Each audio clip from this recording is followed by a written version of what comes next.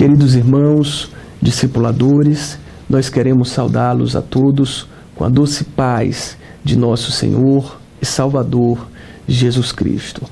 Nessa feita estaremos dialogando sobre o estudo de número 6, o estudo que tem por tema, que tem por título Jesus Cristo, o Senhor. O texto base está no Evangelho segundo escreveu São João, no capítulo 20 e no versículo de número 27 e 28. E Jesus disse a Tomé: coloque o seu dedo aqui, veja as minhas mãos, estenda a mão e coloque-a no meu lado. Pare de duvidar e creia.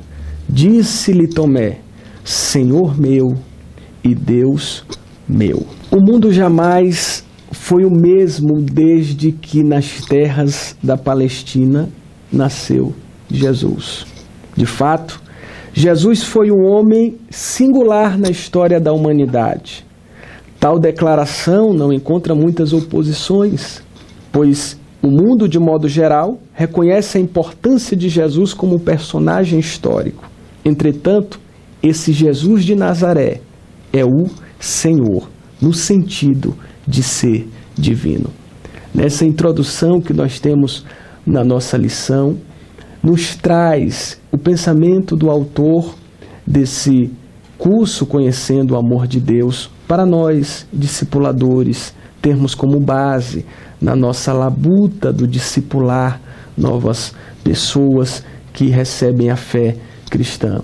Percebam que esta lição vai trabalhar Jesus Cristo como um ser divino, como o próprio Deus. O título O Senhor é um título que o texto sagrado concede a Cristo para se referir a Ele como um ser divino.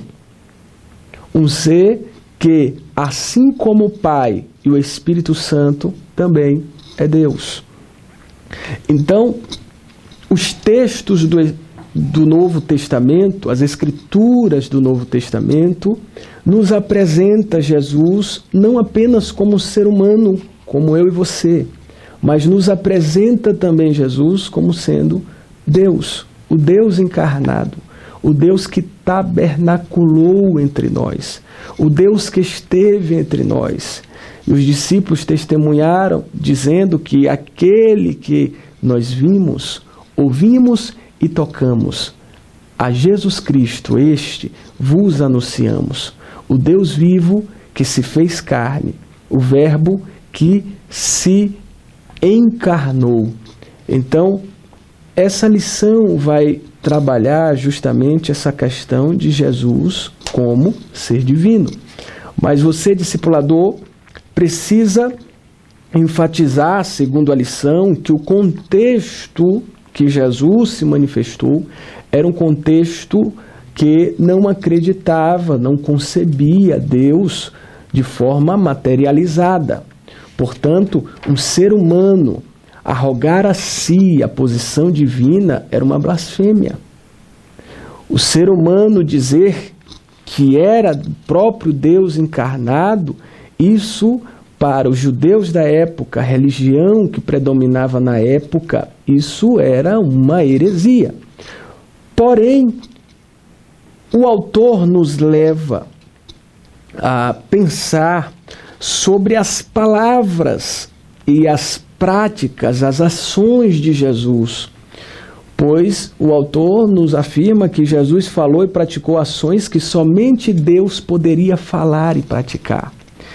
Aqui está o caminho para você, discipulador, trabalhar com o seu discipulando, trabalhar os textos específicos de nossa lição, que apresentam experiências e palavras de Jesus, que não deixa dúvida que ele era realmente o próprio Deus entre nós, que ele era o Deus encarnado entre nós. Então, Marcos 2:5, em seu ministério na terra, Jesus perdoou pecados. E todo judeu no período do Novo Testamento sabia que somente Deus podia perdoar pecados. Mas você pode observar que esse texto especificamente, Jesus ao ver aquele coxo, aquele paralítico sendo trago por outros homens que o trouxeram até a presença de Jesus, quando Jesus vê a fé deles, Jesus olha e diz: a tua fé te salvou. Perdoados estão os teus pecados. Marcos capítulo de número 2 e no versículo 5 vai nos apresentar quando Jesus vê a fé daqueles 4 homens trazendo um paralítico numa esteira e colocando aos pés de Jesus. Jesus olha para o paralítico e diz: filho, perdoados estão os teus pecados. Você pode perceber aí na sua Bíblia Sagrada o que diz o texto. E alguns dias depois entrou outra vez em Cafarnaum e soube-se que estava em casa. E logo se ajuntaram tantos que nem ainda nos lugares junto à porta cabiam, e anunciava-lhes a palavra. E vieram ter com ele, conduzindo o paralítico trazido por 4, e não podendo aproximar-se dele por causa da multidão, descobriram um telhado onde estava, e fazendo um buraco, baixaram o leito em que jazia o paralítico. E Jesus, vendo a fé deles, disse ao paralítico: filho, perdoados estão os teus pecados. E estavam ali assentados alguns dos escribas que arrazoavam em seus corações, dizendo: por que diz este blasfêmias? Quem pode perdoar pecados, senão Deus? E Jesus, conhecendo logo em seu espírito que assim arrazoavam entre si, lhes disse: por que arrazoais sobre estas coisas em vossos corações? Qual é mais fácil? Dizer ao paralítico: estão perdoados os teus pecados? Ou dizer-lhe: levanta-te e toma o teu leito e anda? Ora, para que saibais que o Filho do Homem tem na terra poder para perdoar pecados, disse ao paralítico: a ti te digo, levanta-te, toma o teu leito e vai para a tua casa. E levantou-se e, tomando logo o leito, saiu em presença de todos, de sorte que todos se admiraram e glorificaram a Deus, dizendo: nunca vimos tal coisa. Esse é o primeiro texto que apresenta o Cristo, Jesus encarnado, se dirigindo a uma pessoa, nessa feita uma pessoa paralítica, e dirigindo uma palavra de perdão a ela. No contexto religioso da época, só Deus podia perdoar pecados. Mas Cristo se dirigiu àquele paralítico e lhe disse: filho, perdoados estão os teus pecados. Por isso veio a perplexidade daqueles que o ouviam, ficaram atônitos, duvidaram, disseram com suas palavras que Jesus estava proferindo blasfêmias. Então Jesus entra no campo humano. Jesus mostra aquilo que para eles, o que mais eles esperam, a ideia daquilo que é visível, daquilo que se pode ver, a ideia do milagre. E Jesus então faz uma pergunta: o que é mais fácil, dizer ao paralítico: perdoados estão os teus pecados, ou toma o teu leito e anda e vai para a tua casa? Jesus entra no diálogo deles, no diálogo da visibilidade, daquilo que se pode ver.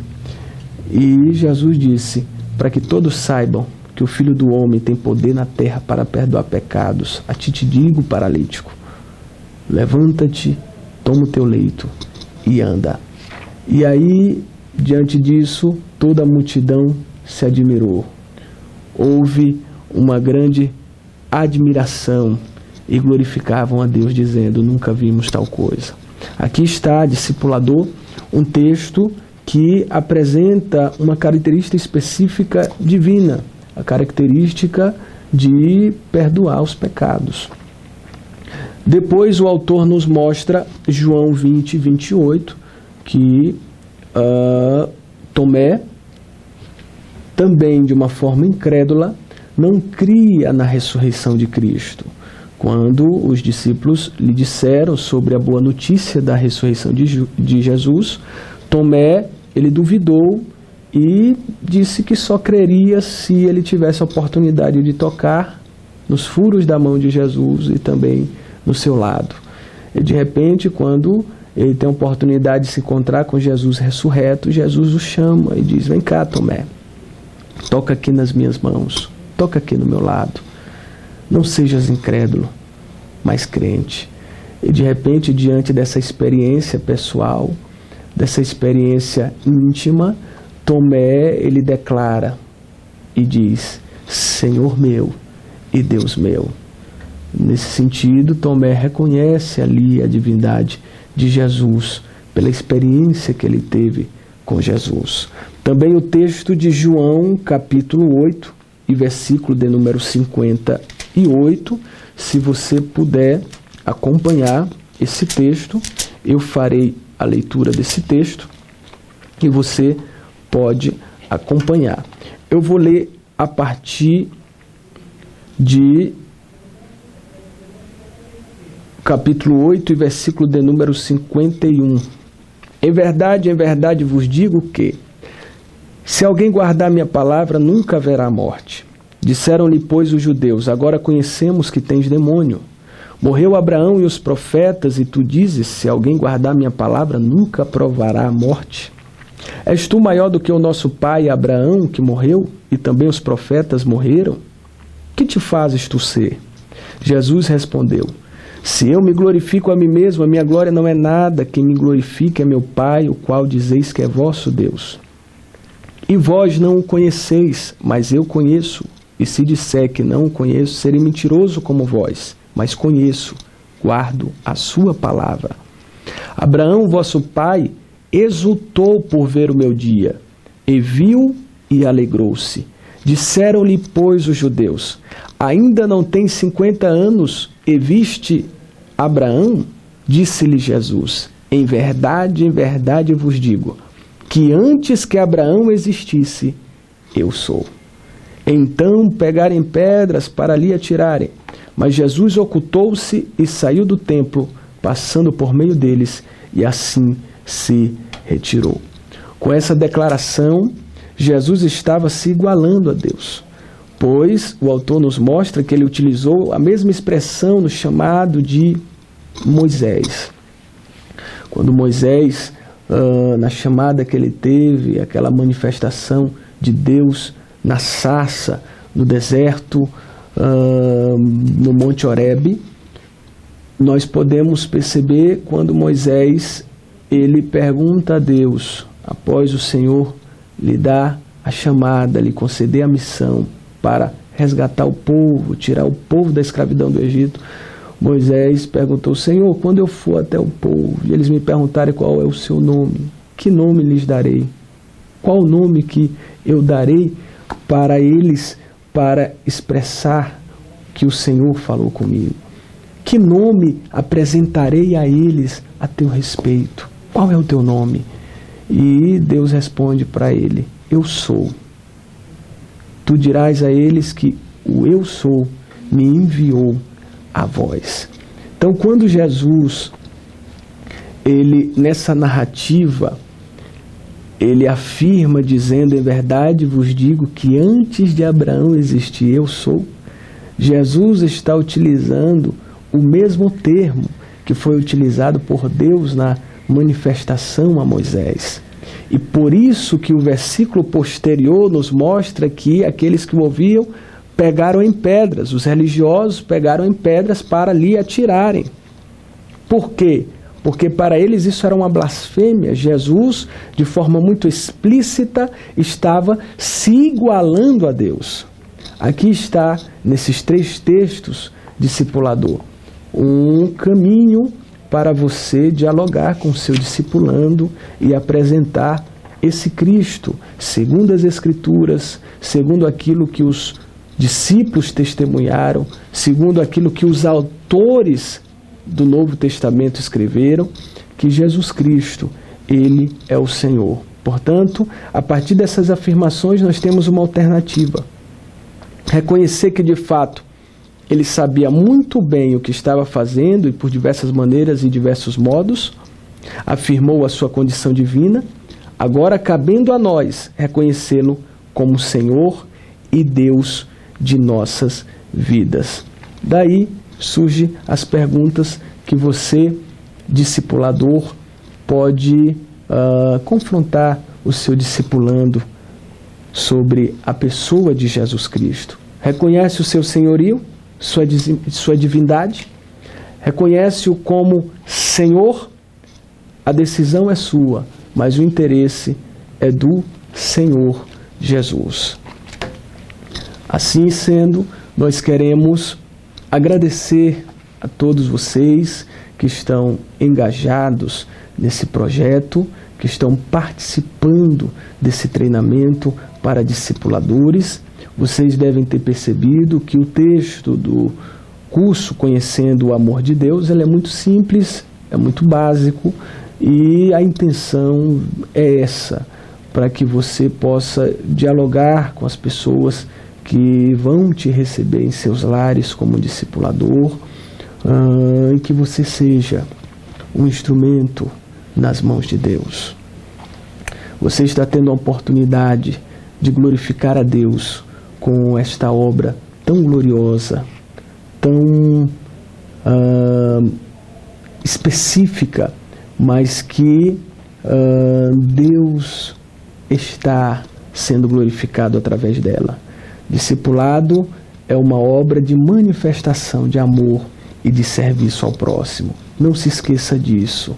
Quando você está discipulando alguém, você está manifestando a ele o amor e o cuidado de Deus pela vida dele.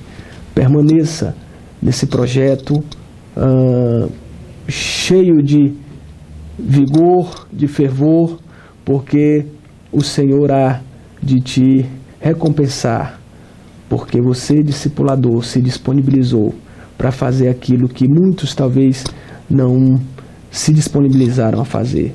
Deus te abençoe, muito obrigado, e que o Senhor Jesus possa, com as suas mãos estendidas, dia após dia, cumprir na sua vida os seus projetos, os seus planos, para a sua própria glória. Amém. Muito obrigado. Deus te abençoe.